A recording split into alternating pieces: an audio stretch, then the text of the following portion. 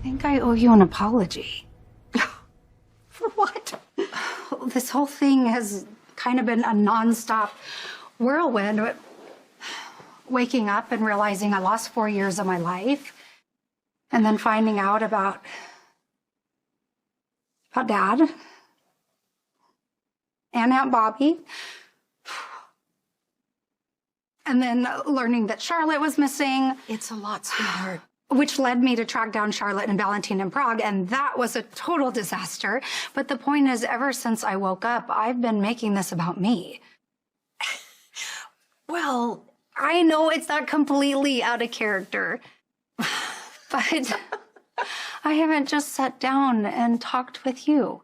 oh, sweetheart, we've talked. Not about what you've been going through these past few years.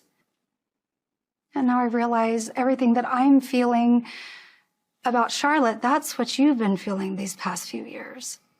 Honey, I'm fine. Because you are strong and incredibly resilient. But that doesn't mean what you went through isn't any less painful. Lucky was away. I was in a coma. Nicholas was in prison, and I still can't even believe that Spencer grew up and I missed it. And now he's gone. I can't believe it either. That must have been incredibly lonely and awful for you. I wasn't alone.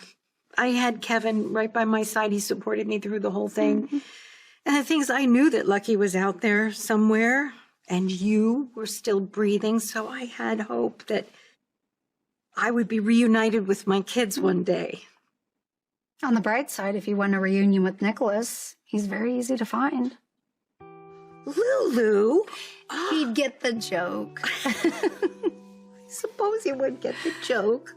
But I tell you, it was a long time there where I was really afraid that Nicholas had lost himself completely. And then one day, he showed up at my door and he brought Ace to me. And he became willing to take responsibility and face the consequences of his actions. And I knew he'd be okay. Lucky and I will be too. Fingers crossed. Thank you, sweetheart.